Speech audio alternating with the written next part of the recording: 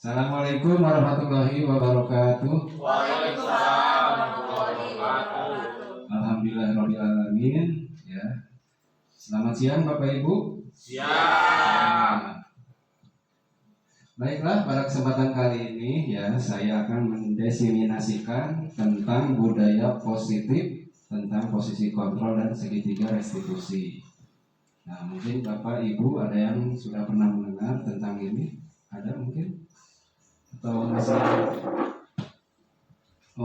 ini makhluk apa ini mungkin? Ya, betul Pak. Masih bertanya-tanya ya tentang hal ini ya. Baiklah. Nah, tapi sebelum saya bahas ke materi ini ya, saya akan memulai dengan sebuah ice breaking dulu ya yang sederhana. Kalau ular itu panjang atau pendek? Panjang. Kalau saya bilang ular panjang. Ya. Kalau saya bilang cacing pendek. Ya. Terus kalau saya bilang gajah besar. Gimana ini? Gajah besar.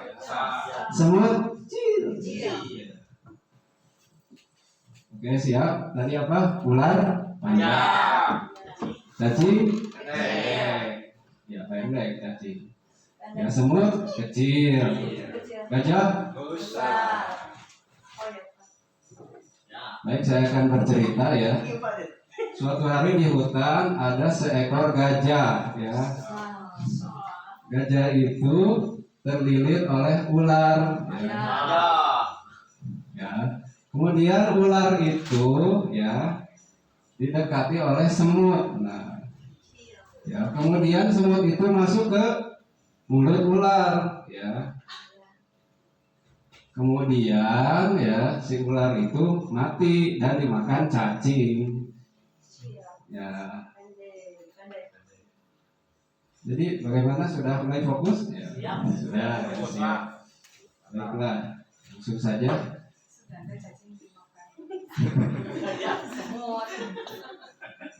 Baiklah, menurut Anda apa itu disiplin? Nah, kira-kira kalau kita mendengar kata disiplin, apa yang ada di benak kita? Apa itu disiplin? Mungkin dari Bapak Ibu ada yang mau coba menjawab? Ada? Kira-kira disiplin itu apa? Patuh, kepatuhan, sesuai aturan. Apalagi?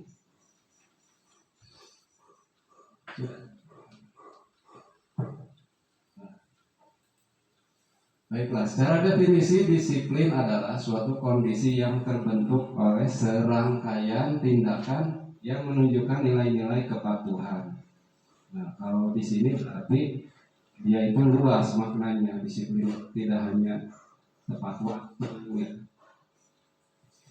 atau dan lain-lain. Dan salah satu nilai karakter tersebut selalu ditanamkan guru di sekolah. Apa harapannya supaya tercipta iklim belajar yang kondusif? Nah, intinya itu. Kalau disiplin dia hanya takut oleh hukuman, dia akan takut ketika ada yang mau menghukum, belum ada kesadaran. Tapi kalau dia sudah sadar, dia sudah merasakan manfaatnya tentang disiplin, begitu mungkin ya. Nah, berdasarkan teori kontrol ya, menurut William Blaser ini ada 5 posisi kontrol. Nah, baiklah, kita coba nonton videonya. Ada yang sudah pernah menonton ini? Belum.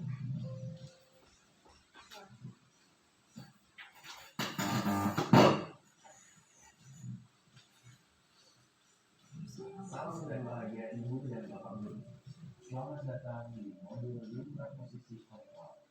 Kali ini tentang posisi kontrol dulu. Pada materi pertama di modul ini, kita akan berkenalan dan belajar mengenai konsep 5 posisi kontrol dulu. Kita akan mengeksplorasi beberapa contoh praktik proses pembentukan ada 5 posisi positif pada diri. Diharapkan kita bisa mengidentifikasi dan mengevaluasi cara kita selama ini dalam membimbing murid untuk memiliki sikap disiplin. Dengan begitu, kita bisa tahu letak posisi kontrol kita dan dampaknya bagi perkembangan murid. Aku pernah lupa bawa buku gambar. Aku disuruh menyanyi lagu di depan kelas. Aku pernah berantem. Pak Guru bilang aku tidak kasihan padanya. Dia capek mengajari aku. Aku pernah tidak mengerjakan PR. Bu Guru bilang tidak apa-apa. Aku dimaafin. Aku pernah salah memakai seragam sesuai peraturan. Aku disuruh pulang. Tidak boleh mengikuti sekolah. Aku mengejek guru. Kemudian aku dipertemukan dengan guru tersebut untuk berdiskusi akan dampak dari perbuatanku. Aku mengerti kesalahanku dan aku akan perbaiki.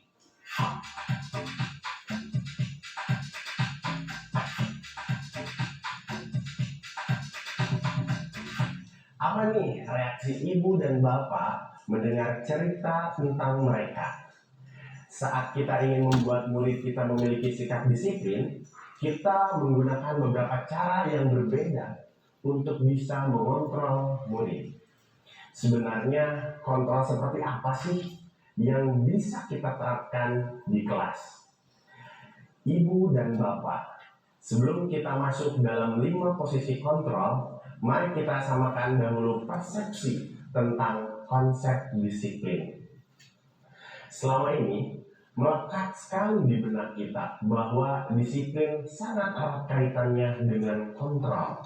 Tetapi, apakah iya disiplin di sekolah itu maksudnya kita dapat mengontrol murid? Dr. William Geisel membantu kita Iya atau tidak ketika kita mendisiplinkan anak, kita mengontrol siswa. Mari kita lihat Mengontrol siswa. tabel ini agar kita bisa meluruskan beberapa miskonsepsi tentang kontrol terhadap murid. Berikut tabel ilusi kontrol dan kenyataannya.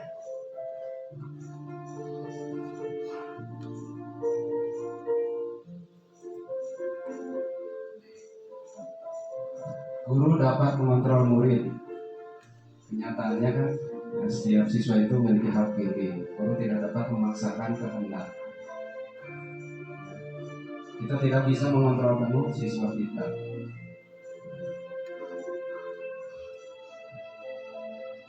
Kemudian semua rujukan muatan positif, bisa efektif dan bermanfaat. Lanjut aja. Kemudian tentang kritik,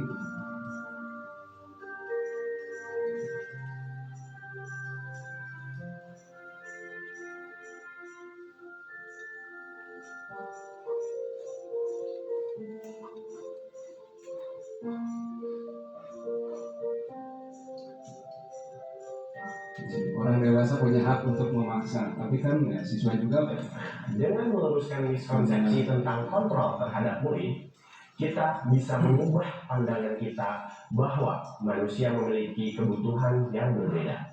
Kita juga memahami bahwa setiap orang memiliki gambaran dan pandangan yang berbeda tentang segala hal. Mari kita sadari bahwa kita tidak bisa mengontrol orang lain. Diri kita lah yang bisa kita kontrol. Dengan menyadari bahwa setiap manusia mempunyai tujuan dalam perilakunya, kita bisa selalu mempunyai model berpikir win-win solution. Tidak perlu ada yang kalah dalam interaksi manusia. Ini jugalah yang perlu kita ingat saat kita berinteraksi dengan murid kita, terutama saat mereka berbuat pelanggaran disiplin. Kita tidak perlu mempunyai rasa ingin menang atas murid kita. Mari membimbing mereka untuk lebih memaknai perilakunya melalui 5 posisi kontrol guru.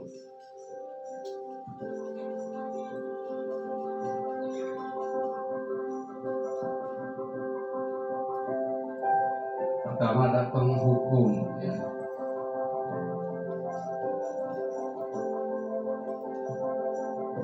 Yang kedua ada pembuat rasa bersalah.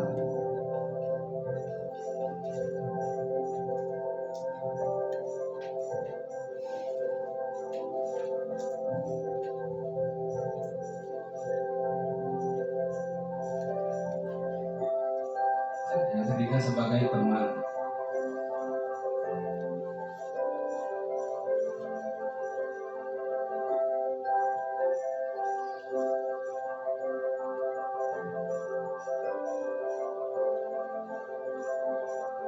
Kemudian sebagai pemantau.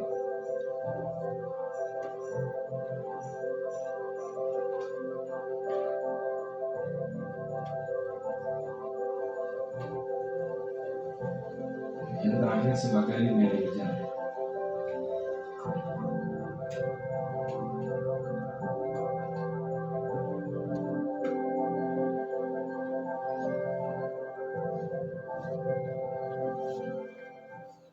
Setelah mempelajari tabel tersebut, mari kita kembali pada 5 kasus di awal materi ini. Posisi kontrol guru manakah yang ada di setiap kasus? Yuk kita lihat. Pada murid 1, kita melihat bagaimana murid tidak membawa buku gambar dan disuruh Kira-kira posisi kontrolnya ini seperti apa? merupakan bentuk hukuman. Tidak adanya korelasi antara sanksi dan kesalahannya. Hanya membuat murid menjadi takut dan malu. Apalagi jika terjadi di jenjang PAUD, maka murid akan menjadi trauma untuk kembali ke sekolah. Posisi dalam kasus ini adalah penghukum. Pada murid 2, guru meminta simpati dari murid. Dia meminta murid untuk mengasihaninya. Posisi ini adalah pembuat rasa bersalah. Murid menjadi lemah, tidak percaya diri, dan mempunyai krisis identitas. Pada murid ketiga, saat murid tidak mengerjakan PR, gurunya memaafkan dan membiarkannya. Apakah muridnya belajar akan kesalahannya? Tidak. Posisi kontrol ini adalah teman. Murid akan menjadi nyaman dan menjadi ketergantungan akan dukungan dari kita. Pada murid keempat, guru menerapkan sanksi sesuai aturan sekolah. Murid salah memakai seragam, peraturannya adalah pulang, sehingga murid tidak sekolah di hari itu. Posisi ini adalah posisi pemantau. Murid melakukan konsekuensi sesuai peraturan. Pada murid kelima, posisi guru adalah manajer. Karena murid diberikan ruang diskusi, diajak untuk mengenali kesalahannya, dan dia belajar dari kesalahannya agar tidak diulang kembali. Kelima posisi kontrol ini menggambarkan tipe dan cara kita dalam menerapkan disiplin di kelas. Dengan mengetahui kelima posisi kontrol tersebut, maka kita bisa mengerti posisi kontrol yang tepat untuk mendukung proses restitusi di kelas. Pada saat penerapan disiplin, mungkin nanti akan ada murid yang belum siap dalam proses restitusi, sehingga kita bisa berganti posisi dari manajer ke posisi pemantau. Ini tidak masalah dan diperbolehkan. Ibu dan Bapak Guru, mari kita evaluasi kembali saat ini kita lebih sering berada dalam posisi kontrol guru yang mana. Kira-kira ada di posisi mana? Setiap posisi kontrol memiliki dampak yang berbeda bagi murid. Dengan melihat tabel tadi, sekali lagi, mari kita pikirkan kembali dampak masing-masing posisi tersebut dalam pembentukan disiplin diri murid kita. Tentunya kita ingin setiap proses pendisiplinan yang kita terapkan bermakna bagi perkembangan positif murid. Lalu, seperti apakah posisi terbaik untuk membantu murid melakukan restitusi? Kita akan pelajari dampak dan contohnya lebih lanjut pada materi selanjutnya ya. Sebelum kita mengakhiri sesi ini, mari kita melihat sekali lagi ke dalam diri. Apakah ibu dan bapak guru sering berpindah posisi kontrol? Jika iya, kira-kira faktor apakah yang menyebabkan kita berpindah posisi? Mari kenali lagi posisi kontrol dominan kita saat ini dan kita renungkan posisi kontrol terbaik menurut kita. Selamat belajar ibu dan bapak guru, tetap sehat dan semangat ya.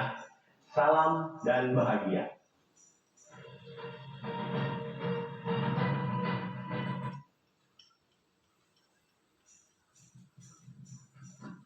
Setiap orang memiliki gambaran dan pandangan yang berbeda terhadap segala hal, dan kita tidak bisa mengontrol orang lain. Diri kita yang bisa mengontrol diri kita sendiri.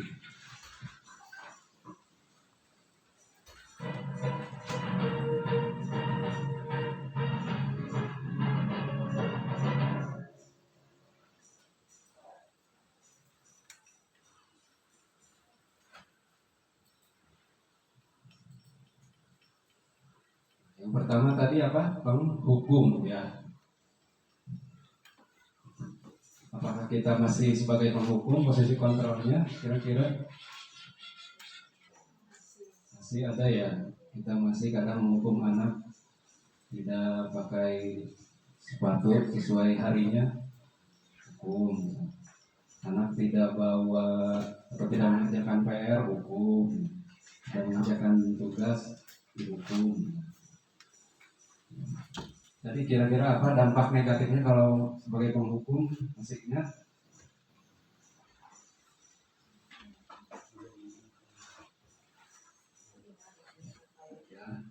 Dampak buruknya itu ya kalau lebih jauh mungkin bisa teringat sampai dia tua nanti. Nah, kalau dulu pernah dihukum ke Pak Anu, gitu. Pernah disetrap atau apa, disinter, itu dia pasti akan melekat tentang hukumannya. Nah, kenapa kita masih sebagai penghukum? Karena kita menganggap dengan hukuman akan mempercepat masalah. Tapi kenyataannya kan tidak semua masalah bisa diselesaikan dengan hukuman. Tergantung masalahnya apa. Kalau tidak pakai helm itu hukuman ada hukumnya kan? Ada. Tapi itu kan hukum negara ya, diatur oleh undang-undang. Kalau hukum sekolah berarti peraturan sekolah yang dipakainya. Kemudian ada membuat rasa bersalah. Masih ingat bagaimana caranya membuat anak merasa bersalah tadi di dialognya? Kamu membuat ibu atau bapak jadi kecewa, bisa nanti bapak bisa dimarahin kepala sekolah, atau bisa membuat anak itu jadi minder ya, dampak negatifnya merasa bersalah dan rendah diri. Nah, tentu ini akan berdampak penilaian diri yang buruk pada dirinya sendiri. Nah, bagus atau tidak posisi kontrol seperti ini? Tidak tepat, ya kurang tepat. Ada sebagai teman. Nah, bagaimana kira-kira kalau posisi kontrol kita sebagai teman? Misal anak tidak mengerjakan PR, ya gak apa-apa misal. Tapi ketuman ya. Besoknya dia pasti tidak akan mengerjakan PR lagi atau tugas. Pak Anu mah bager, ya, Bu Anu mah bager. Di sini guru bersikap akrab ya.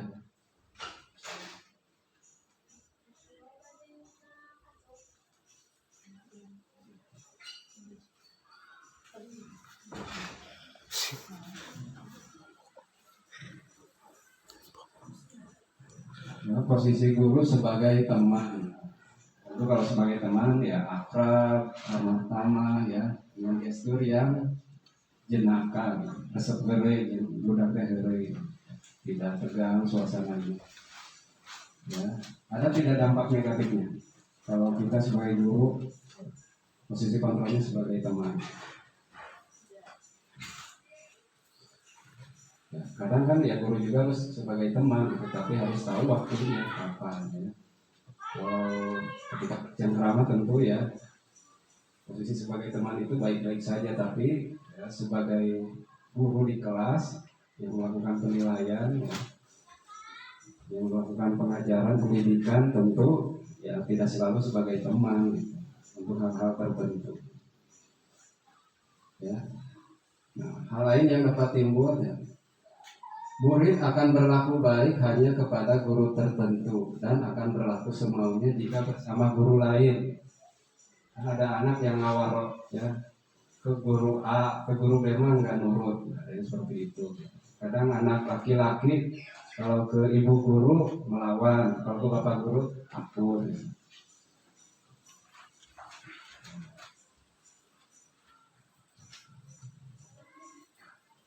Kemudian posisi pemantau atau posisi mengawasi. Nah, di sini guru bertanggung jawab untuk mengawasi ya perilaku murid. Nah, posisi pemantau ini ya apapun yang dia lakukan dia bertindak berdasarkan aturan.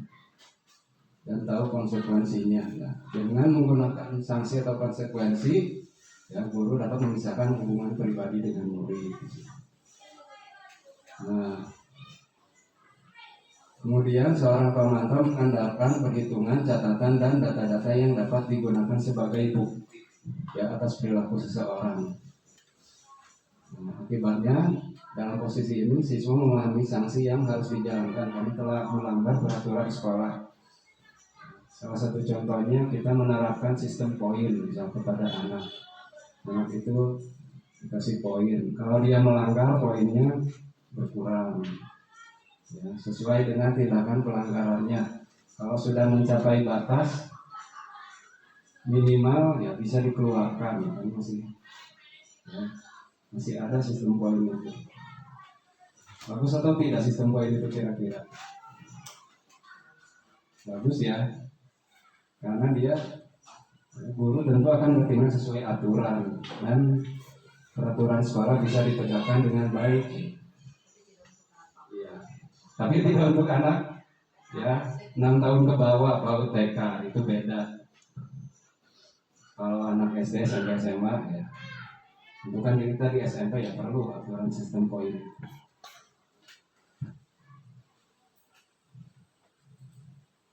Dan yang terakhir sebagai manajer, ya.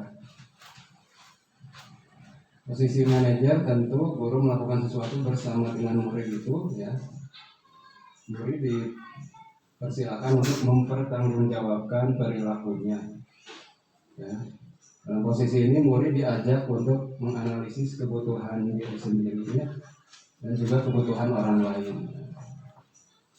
Itu di sini bukan penekanan sebagai pembuat konsekuensi ya, tentunya kita ingin supaya siswa itu dapat memperbaiki kesalahan yang telah ia lakukan ya.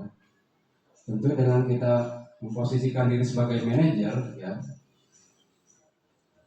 kita tentu dapat menguatkan atau memperbaiki karakter anak. Nanti posisi manajer itu ada lagi kaitannya dengan segitiga restitusi. Bagaimana penanganan anak yang bermasalah. Masalah apapun ya kira-kira di sekolah bisa dengan segitiga restitusi. Kira-kira kita mau di posisi yang mana Bapak Ibu? Penghukum, pembuat rasa bersalah, teman, pemantau atau manajer? Idealnya di manajer, tapi karena kita ada di pemantau juga. Kami penghukum. Iya. Tapi porsinya jangan dominan penghukum semua. Ya. Kalau dari 100% ya kita bagi 5, porsinya lebih besar ke manajer, kurang sedikit ke pemantau, teman sampai ke penghukum. Tergantung dari tindakan pelanggaran yang dilakukan oleh murid. Di sini kan sudah ada contoh-contohnya. Apakah kelihatan? Ya, contoh sebagai penghukum ya, menghardik, menunjuk, menyakiti, menyindir. Kalau sebagai manajer kan sebaliknya, mengajukan pertanyaan-pertanyaan.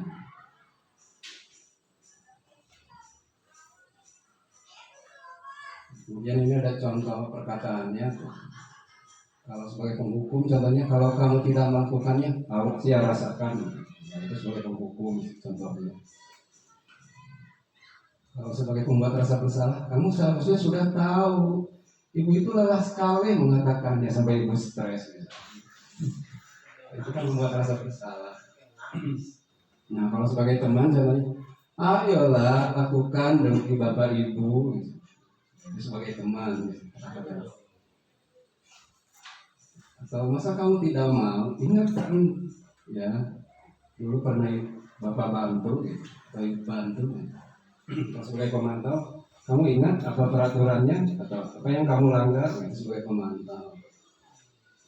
Kalau sebagai manajer, pertanyaannya contoh apa ya aturan atau peraturan sekolah yang kita yakini atau keyakinan kelas atau nanti kesepakatan kelas misalnya di kelas. Apa yang bisa kau kerjakan untuk memperbaiki masalah? Jadi anak diajak berkolaborasi untuk mencari solusinya. Hasilnya itu ada ya, beberapa hasilnya. Kalau hukum, anak akan menjadi pemberontak. Itu kalau dominan menghukum. Kalau sebagai pembuat rasa bersalah, suka berbohong. Kalau sebagai teman nanti ketergantungan. Kalau mau dihukum maunya sama guru yang A, mau sama yang B. Contohnya, kalau kita sebagai pemantau ya, anak akan menyesuaikan diri bila diawasi. Kalau sudah sebagai manajer, nah anak itu sudah ada rasa kesadaran, dia dapat menguatkan pribadinya.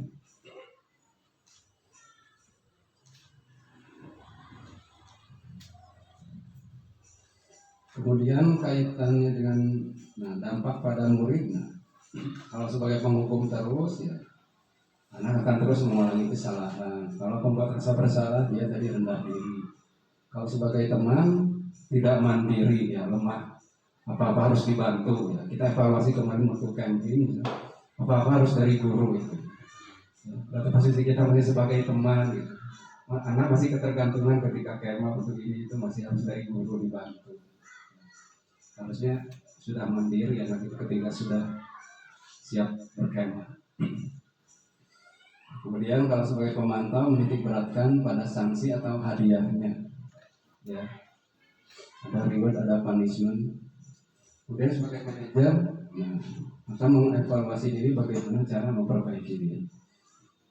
Tinggal pilih posisi kita tergantung permasalahannya.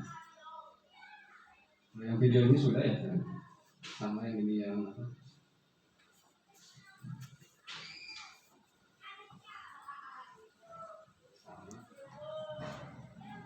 Oh yang ini kan dialog tadi Bu, orangnya sama, dialognya berbeda. Terlambat. Kamu deh pasti terlambat. Maaf Bu, saya Apa coba? Alasan kamu apa lagi? Kapan sih kamu tidak terlambat? Malas sekali ya kamu jadi anak. saya Dasar pemalas. Nah, itu posisi kontrolnya sebagai apa ya tadi? Memahami kelima posisi tersebut, mari kita saksikan kasus Basket 5 kali sekalian. Biar kapok. Cepat Disuruh pergi sana ke lapangan basket. keliling lapangan basket itu. posisi penghukum biasanya berbicara dengan nada tinggi, menghardik, menunjuk-nunjuk, menyakiti, dan menyindir. Hukuman bisa berupa fisik maupun psikis. Ibu dan bapak guru hebat. Dampak yang terjadi pada murid ketika guru berada pada posisi penghukum adalah murid cenderung akan memberontak, bahkan menyimpan dendam.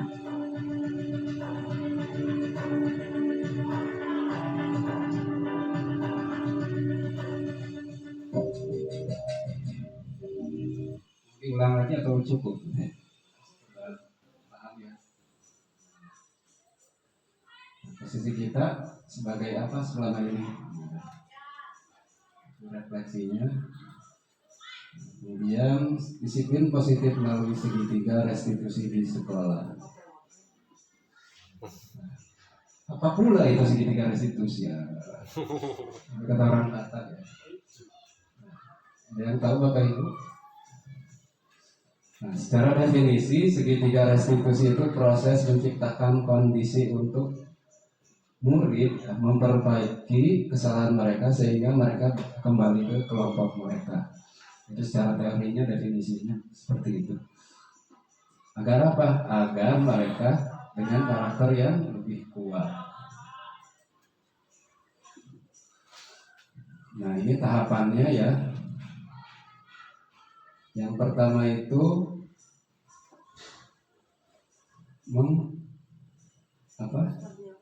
menstabilkan identitas, distabilkan dulu ya, jangan langsung dijawab pertanyaan segala macam ya. Kemudian menanyakan keyakinan, kamu ingin menjadi orang seperti apa, nilai apa saja yang telah kita sepakati ya, contoh kalimat. Dan terakhir memvalidasi kebutuhan. kamu tentu punya alasan mengapa melakukan itu. Adakah cara efektif untuk mendapatkan yang kamu butuhkan? Itu singkatnya ya. Langkah-langkah penerapan segitiga restitusi. Apa itu menstabilkan identitas ya? Tentu agar anak yang merasa gagal karena berbuat salah itu dia menjadi positif ya. Ditenangkan dulu ya. Nah, ini contoh kalimatnya, yang berbuat salah itu hal yang manusiawi. Manusiawi tidak Bu? Bapak Ibu ya, manusiawi yang berbuat salah itu. Tidak ada manusia yang sempurna ya. Kemudian ya Bapak Ibu juga ya, buat salah. Contoh beberapa kalimat untuk menstabilkan identitas ya. Kalau kamu menyalahkan dirimu sendiri terus menerus, apa kamu bersikap baik pada dirimu sendiri? Kita stabilkan identitasnya ya. Kemudian kita validasi kebutuhannya. Memvalidasi kebutuhan itu ya membantu murid mengenali kebutuhan dasar yang ingin dipenuhinya. Ya. Bapak Ibu tahu kebutuhan dasar manusia itu ada berapa? Ada 5. Kebutuhan akan kasih sayang, kebutuhan atas pengakuan, ya ingin diakui, kami mah juara kelas, ya, kami mah ketua OSIS, anak itu pasti ingin diakui. Kemudian kebutuhan akan rasa aman. Anak itu kalau tidak aman beda kan ya. Kalau dia merasa tertekan beda kelihatannya ya. Kemudian kebutuhan apa lagi? Apresiasi ya. Antara kebutuhan untuk ke fisiknya, misal perutnya lapar atau apa. Kenapa kamu bolos ke warung gitu? Lapar Pak, pasti anak gitu, haus segala macam. Berarti kan ada 5 kebutuhan ya. Nah, pada dasarnya setiap tindakan manusia itu ya berdasarkan bagaimana cara dia untuk memenuhi kebutuhannya. Ya. Jadi setiap tindakan itu pasti ada motifnya. Motifnya itu biasanya dari kebutuhan yang ingin dia penuhi ya. Nah itu ada kan penguasaan, kebebasan, kasih sayang, rasa diterima, kesenangan atau bertahan hidup. Ya. Ada apakan, ada jajan. Anak itu pasti selalu ingat istirahat kapan. Ya. Tapi kalau kembali ke kelas suka lupa lagi. Kalau jam istirahat pasti tahu. Seperti itu ya. Nah ini contoh kata-katanya ya. Kamu bisa saja melakukan hal yang lebih buruk, tapi kamu tidak melakukannya kan? Apa yang penting bagi kamu? Sekolah atau apa? Maukah kamu belajar cara lain mendapatkan yang kamu butuhkan tanpa harus memukul? Nah, ini contoh saja gitu. Untuk redaksi kalimatnya ya bisa Bapak Ibu buat sendiri. Nah, kemudian menanyakan keyakinan. Nah, keyakinan ini menanyakan aturan ya, keyakinan atau kesepakatan kelas atau aturan sekolah.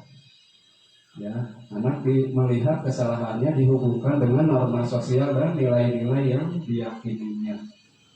Ya. Saat anak ditanya kenapa tidak sholat, kamu Islam bukan? Rukun Islam kedua apa? Buat apa dan rukun Islam itu? Nah, di sini kita menanyakan keyakinan. Ini contohnya apa nilai yang kita percaya atau apa kesepakatan kelas kita. Kalau di sini bahasanya nilai-nilai universal apa? Ya. Nilai-nilai universal itu nilai-nilai yang diterima oleh semua orang. Ya, contohnya seperti apa? Ada yang tahu nilai universal, nilai kebaikan atau kebajikan, disiplin, bersih. Nah, itu nilai-nilai universal maksudnya. Ya, rapi. Kemudian kelas yang ideal itu seperti apa? Ini contoh pertanyaan lainnya, misal kamu ingin menjadi orang yang seperti apa?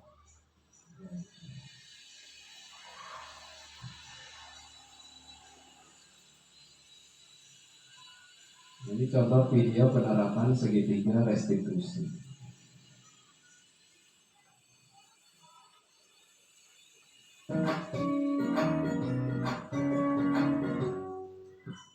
Salam dan bahagia Ibu dan Bapak guru hebat. Pada video kali ini kita akan membahas tentang salah satu program disiplin positif yang diterapkan di lingkungan sekolah yang dikenal dengan nama restitusi.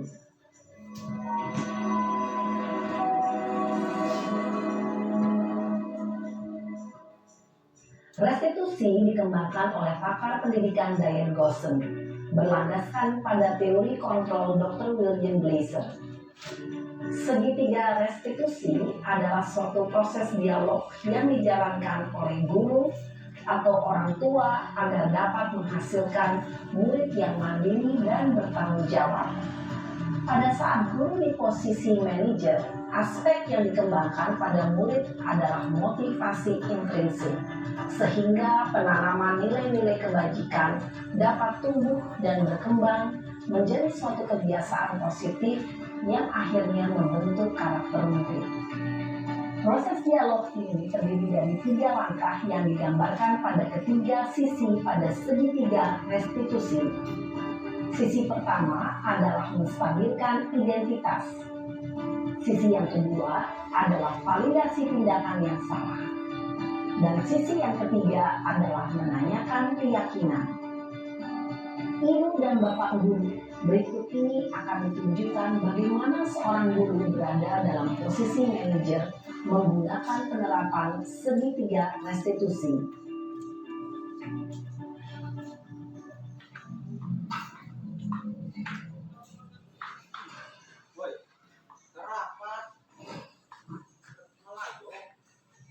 Siang Sarah, Siang Pak. sudah lama nggak ketemu Sarah. Kenapa hari ini ada di sini? Kesel Pak, kesel banget. Masa aku dikatain tukang fitnah Pak? Ya aku marah lah. Aku balik katain Eka di depan kelas. Kesel banget. Oh begitu. Ya pasti kamu marah dan kesal. Bapak juga akan marah apabila ada yang menuduh Bapak seperti itu. Kemudian pada saat itu kamu mau melakukan apa? Ya saya langsung ngatain Eka lah Pak. Kesel banget. Saya bentak-bentak dia di depan teman-teman lain. Oh begitu. Pasti kamu melakukan seperti itu karena suatu alasan tertentu, bukan? Iyalah, maksud saya diam saja Pak. Ya saya bela diri lah. Maksud saya dituduh tukang fitnah. Ya wajar lah. Mempertahankan harga diri itu sesuatu yang penting buat kamu. Untung kamu tidak bertindak lebih gegabah lagi. Hanya membentak-bentak. Iya Pak. Untung saya masih bersabar dan hanya membentak saja. Sudah gemes padahal. Saya pasti bela diri lah. Ya pasti ya. Tapi kamu memilih untuk tetap bertahan dan bersabar. Kamu memilih untuk tidak berbuat lebih parah lagi, bukan? Iya. Nah, sekarang coba kita lihat lagi. Tindakan kamu yang bentak-bentak Eka di kelas. Tindakan kamu itu kira-kira sesuai dengan keyakinan kelas atau prinsip kamu tidak? Enggak lah Pak. Capek Pak jadi pemarah. Jadi keyakinan atau prinsip mana yang kurang sesuai dengan keinginan kamu? Ya, saya sebenarnya sangat menghargai orang lain. Mungkin saat itu saya menjadi emosi. Jadi tidak menunjukkan sikap itu. Kamu meyakini tidak? Menghargai orang lain itu penting buat kamu. Yakin lah Pak. Iya, setuju. Kita harus saling menghargai. Namun, ada juga keyakinan yang kita sepakati yang perlu kita jalankan apabila kita sedang marah, bukan? Ya saya bisa lebih proaktif. Mulai dengan diri sendiri. Saya bisa jadi lebih bersabar, mengambil waktu jeda untuk berpikir mau apa selanjutnya. Kira-kira kamu bersedia memperbaiki masalah ini tidak? Bersedia Pak. Kalau kamu memperbaiki masalah ini, kamu akan menjadi orang seperti apa? Saya akan menjadi orang yang bertanggung jawab kali ya Pak. Dan senantiasa proaktif. Iya, menurut kamu Bagaimana rasanya menjadi orang seperti itu? Ya nyaman lah, bangga bisa bersabar dan menahan diri. Baiklah kalau begitu. Yuk kita pikirkan bagaimana memperbaiki masalah ini.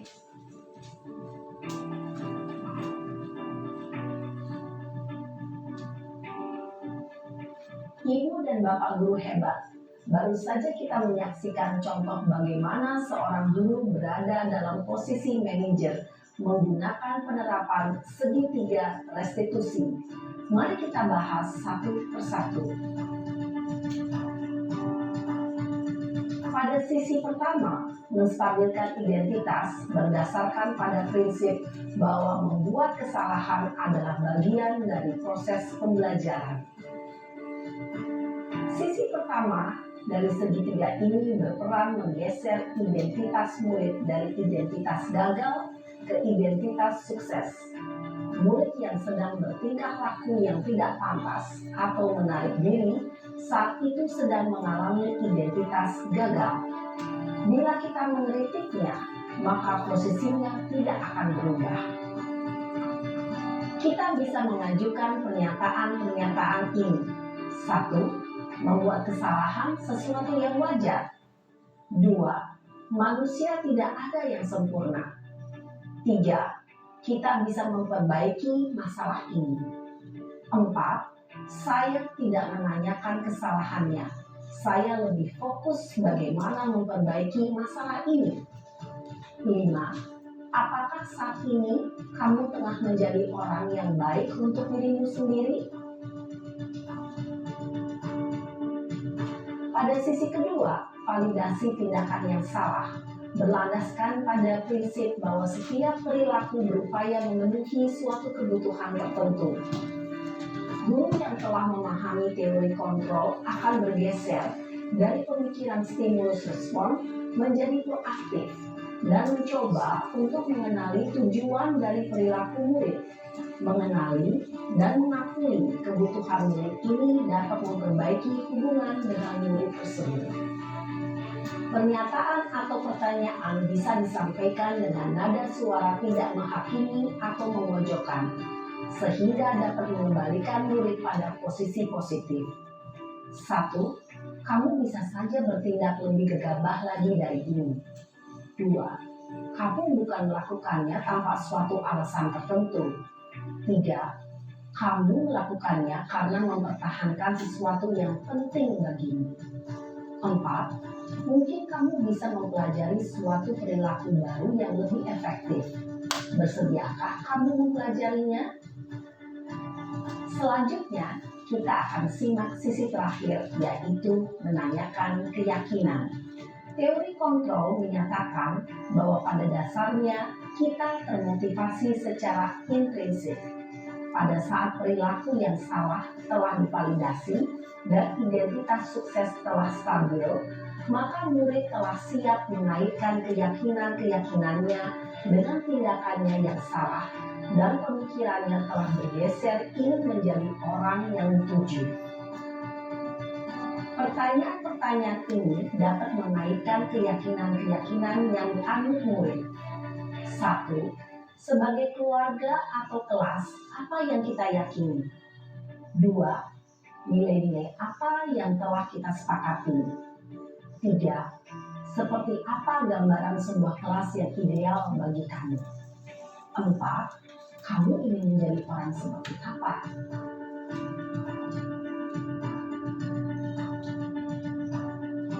Dalam menerapkan segitiga restitusi, perlu diperhatikan beberapa hal, yaitu 1. Perilaku yang salah perlu dikaitkan dengan nilai-nilai atau keyakinan-keyakinan yang telah disepakati atau dituju. 2. Kesediaan orang yang melakukan kesalahan untuk memperbaiki masalah. 3. Pemecahan masalah sebisa mungkin relevan atau memiliki hubungan dengan masalah yang ada. 4. Usaha. Perlu adanya suatu usaha perbaikan dari pihak yang berbuat kesalahan. 5. Waktu. Perlu didedikasikan waktu dari pihak yang berbuat kesalahan. Tanyakan kapan akan mulai diberlakukan usaha untuk memperbaiki masalah. Dengan memahami struktur penerapan segitiga restitusi, Diharapkan guru dapat menerapkan posisinya sebagai manajer dengan mengajukan pertanyaan-pertanyaan bermakna yang dapat membuat murid menjadi lebih percaya diri, bertanggung jawab, dan mandiri. Nah, Ibu Bapak Guru perlu tidaknya mengikuti ketiga tahapan dalam segitiga restitusi bergantung pada ringan beratnya suatu permasalahan. Misalnya, bila permasalahan tersebut ringan, maka tidak perlu dijalankan secara berurutan. Bahkan bisa semudah menanyakan apa keyakinan yang kita sepakati. Dengan menjalankan segitiga restitusi, dengan mengajukan pertanyaan-pertanyaan bermakna, diharapkan murid menjadi lebih kuat secara pribadi, dapat membuka wawasan murid agar dapat menyelesaikan permasalahannya sendiri, semakin percaya diri, mandiri, dan merdeka. Salam dan bahagia, Ibu Bapak Guru hebat. Ya, baik Bapak Ibu guru yang hebat. Bagaimana? Mantap? Ya. Kira-kira bisa tidak kita menerapkan segitiga restitusi ini? Siap? Bisa? Bisa. Kalau masalahnya ringan, apakah harus ketiga-tiganya? Tidak ya. Cukup bisa salah satunya, menanyakan keyakinan. Ya. Kalau sudah mengerti, sudah beres. Kalau belum, ke tahapan selanjutnya. Masih belum juga, tahapan ketiga. Ya, kalau ketiga-tiganya tidak berhasil, bagaimana? Nah, kembali ke posisi 1 ya, sebagai penghukum. Ya, itu kalau sudah berat, tergantung kasus yang dihadapi. Ya.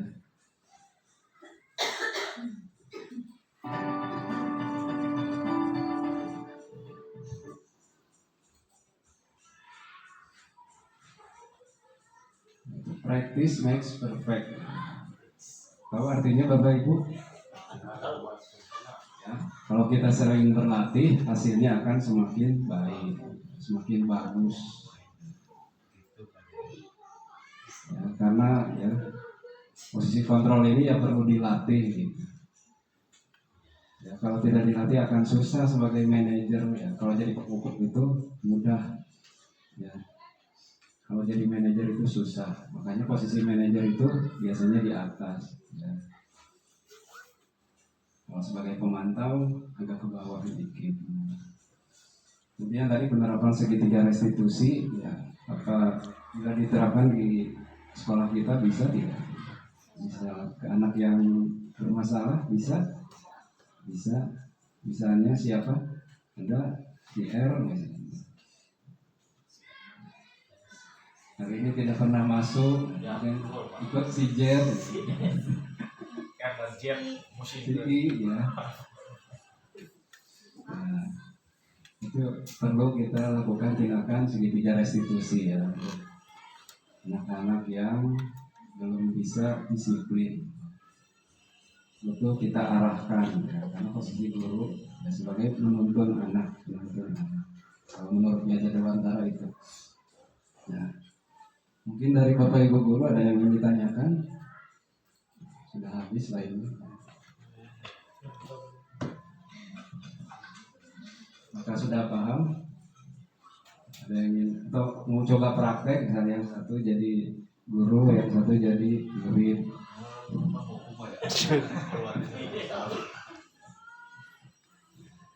Ya, siapa tahu mau dilatih, mau simulasikan, dicoba. Kemarin simulasi kemarin. Ya, kalau tidak, berarti cukup. Gitu. Gimana? Nah, mau jadi seperti apa? Manajer, penghukum, disesuaikan dengan situasi dan kondisinya, dan siapa yang dihadapinya, anak yang masalahnya seperti apa, dari ringan, sedang, sampai berat. Kalau misal anak yang merokok di luar, memakai seragam, posisi kita harus sebagai apa? Hukum. Kalau anak yang terlambat, posisi kita sebagai apa? Pengawas, memantau, manajer. Bisa juga. Kalau anak mencontek di kelas, posisi kita sebagai apa? pengawas, pemantau, Ya. mengawasi ujian. Nyontek cerekan. Ya, misal anak saling ejek, misal, ya, kan anak itu biasa di kelas suka saling ejek. Sebagai apa nanti posisi kontrol kita? Sebagai manajer ya. Andri menanggapi ya. Ya. Posisi kontrol dan segitiga restitusi. Jadi sebetulnya Bapak Ibu tidak ada yang salah dengan posisi itu, ya. Jadi mau itu posisinya di A, B, C, D sampai yang tadi manajer itu semuanya memang perlu. Jadi mengcombine. Di mana nih posisi kita pada saat menghadapi situasi tertentu. Dan dikembalikan lagi disesuaikan dengan kebutuhan siswanya. Iya budak sih karena butuh dihukum ya. Berarti posisi kita pada saat itu ada di posisi hukum. Jadi kita harus tahu dulu kebutuhan anaknya. Pada saat melihat anak ini, oh kayaknya ini anak butuhnya ditemani, diajak ngobrol. Posisi kita berubah menjadi teman, ya. Ini anak kayaknya butuh dipantau, butuh diawasi. Karena dia kayaknya di rumah kurang perhatian, kurang kasih sayang dari orang tua. Kita di sana menjadi posisi pemantau, gitu ya. Atau ada anak yang justru memang dari mulai gayanya, gitu ya, dia merasa sok lah, gitu. Ada dia anak kayak gitu ya, ingin memperlihatkan, ingin memperlihatkan kebutuhannya. Oh kebutuhan anak ini tadi sesuai dengan kebutuhan dasar ini diakui, gitu ya, diakui. Tapi terlalu over mungkin diakuinya. Biasanya Pak Pajar bisa melihat potensi anak yang ingin diakui validasinya gitu ya.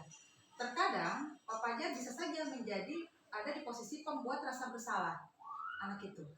Ya, bahwa tidak semuanya seperti kamu, bahwa kamu perlu kolaborasi nih, sok ayah nih mau main bola nih yang menonjol satu orang gitu ya, atau Bu Yeli mungkin melihat potensi anak. Tapi memang yang paling ideal ketika kita menghadapi situasi yang berhubungan dengan anak ya, dengan berbagai kebutuhannya, kita harus berlatih menjadi seorang manajer. Ya. Segitiga restitusi bisa diterapkan ketika Bapak Ibu berada di posisi menjadi manajer. Segitiga restitusi tidak dapat dilakukan ketika kita menjadi berada di posisi penghukum. Jadi kita tanya dulu, kita kontrol dulu. Posisi saya sedang jadi manajer nih. Saya sedang berada di posisi menjadi teman nih, gitu ya. Kayak kasus mau direstitusi. Jadi posisi kita menjadi manajer. Teknik dialog tadi si Bapak yang tadi itu dialognya memang cukup berat loh itu. Sampai bisa anak menjawab pertanyaan-pertanyaan yang memang kayaknya anak kita nggak bisa. Tapi itu ilmunya ada. Jadi sudah mempelajari coaching, teknik coaching ya. Nah itu tadi yang dipakai si Bapak itu adalah menggunakan teknik coaching, ya, meng-coaching. Dan ini jarang. Yang biasanya ada di Pak Pajar, mungkin dia meng-coach. Kita jadi coach. Ini jadi coach. Seringnya Bapak Ibu itu melakukan mentoring dan counseling. Ya, mentoring udah jelas. Ada tutorial. Kayak gini caranya, kayak gini caranya. Kita jadi mentor ya. Counseling. Biasanya ketika anak punya masalah. Nah, diberitahu tidak jalan keluarnya ketika jadi konselor. Diberitahu ya. Tapi ketika meng-coaching tadi si Bapak tadi ngasih tahu tidak harus kayak gimana. Tidak. Akhirnya anak yang menjawab sendiri. Oh iya, saya harus lebih mandiri, caranya bertanggung jawab. Itu teknik coaching dan itu harus banyak dilatih. Ya. Biasanya memang dulu ada ahli-ahli tertentu ya. Tapi kita bisa berlatih. Mungkin bisa berbagi praktik baik tentang coaching ya. Coaching dan itu harus dipraktekkan. Dan terakhir, Bapak Ibu tidak bisa menggali dan merestitusi serta mengcoaching anak kalau tidak pernah memanggil anak. Pada saat Bapak yang tadi melakukan dialog, itu dilakukannya di mana?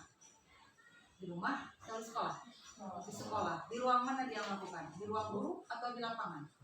Di ruang guru. Hadirkanlah anak-anak di ruang guru. Panggil anaknya.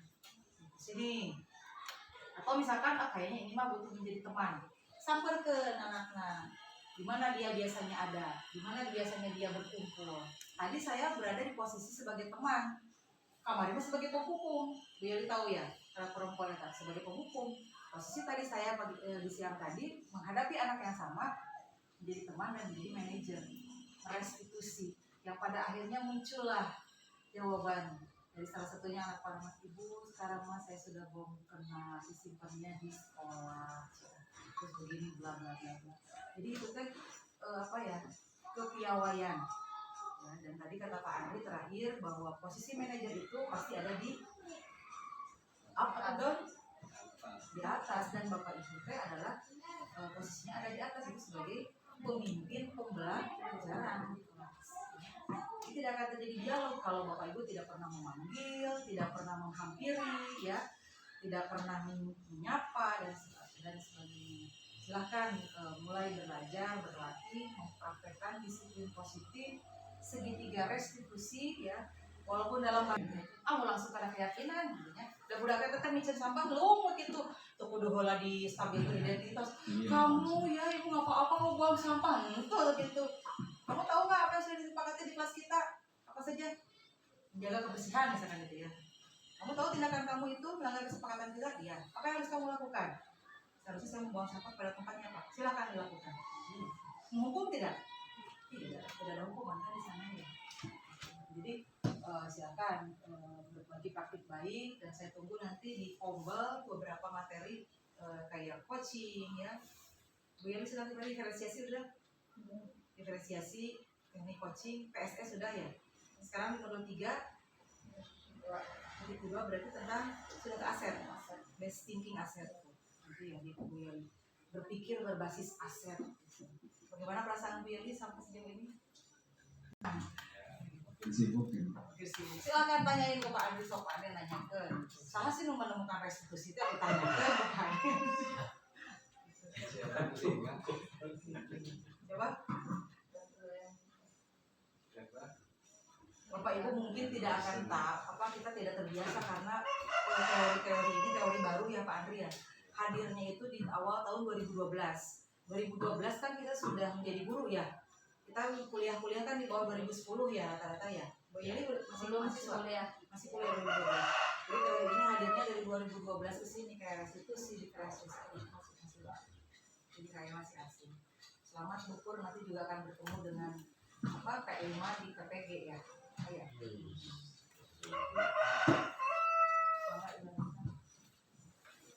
Ya, bagaimana Bapak Ibu? Menarik materinya?